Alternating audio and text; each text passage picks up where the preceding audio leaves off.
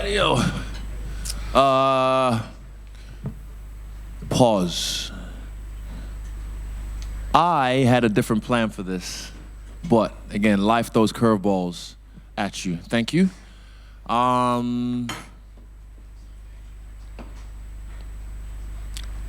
Win or lose, I wasn't gonna say much anyway, but right now, I lost tonight to the better man on the night, and I just want to go with be with people who care about me, my team, and they're waiting for me, so I'm gonna do that. But I will leave you in the capable hands of a man who is much smarter than me. I'll admit this on worldwide, national media. I'll leave you with Eugene Bareman. He'll handle this for the first time. I want to go chill, have some breakfast, build my family, and yeah, till next time.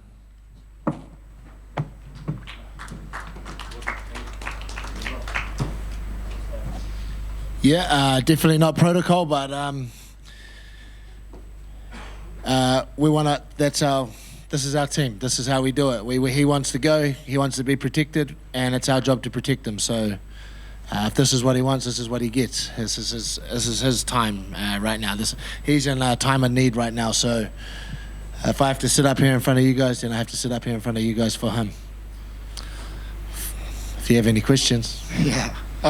Huge. I think most people would agree that was not the Israel Adesanya we're used to seeing in there tonight. He looked slow, he looked off, kind of fatigued early. Can you tell us anything about his performance and maybe why that was the reason? What was the reason? Look, the universe does things, and I feel I think Sean's a great fighter, and I never once thought that Sean wasn't capable of beating Israel. But I thought if Israel performed to the fullest of his capabilities, it would be a very hard fight for Sean. There was an alternate kind of universe where if Israel performs his poorest or poorly, where Sean could win. And I'm sitting in that universe right now. So he had an off night. Training camp was great. I'm not going to make any excuses in regard to that. Leading up to the fight week was great. Sparring partners, everything, all the technical little things to do with the camp, they were all perfect. So there's no excuses there. He came in, he had an off night. He couldn't see the same things that we were seeing. We couldn't make a good connection in the corner. It was just a frustrating night, yeah. But why was it a frustrating night? Well, it was a frustrating night because of the opponent. Don't take nothing away from the opponent. Dana has already been in here and said, we'd like to see a rematch.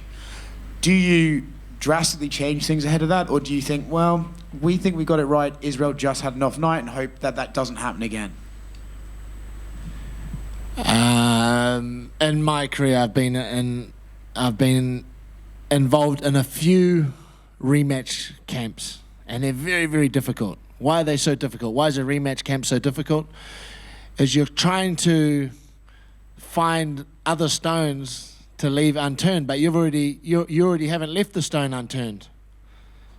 So it's almost an impossible task. You're trying to find another level above the level that you've already achieved, but it's not achievable. So it's very, very difficult when you go into these rematch camps. And at this level, I've done a few.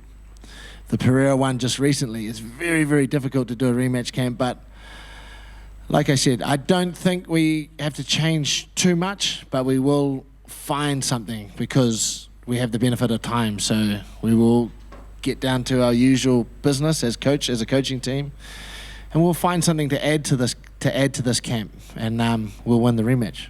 Would you like that rematch as soon as possible, or do you think maybe some time off could be beneficial for Israel?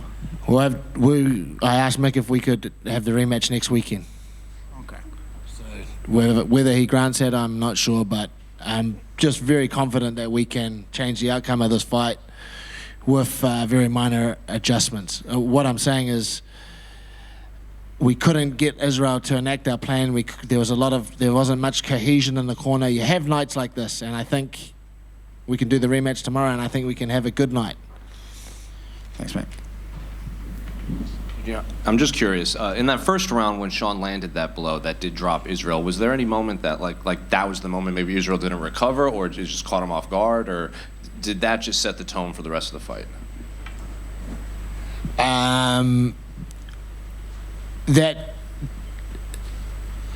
Look, what Sean did, and again, give massive credit to Sean, okay, but that right hand, I wouldn't say like it was our job to pull him out of Israel's hesitancy. What Sean did was he made Israel very hesitant, and again, that's all credit to him. How did he make Israel hesitant? He bit down and threw every time Israel threw. He countered no matter what.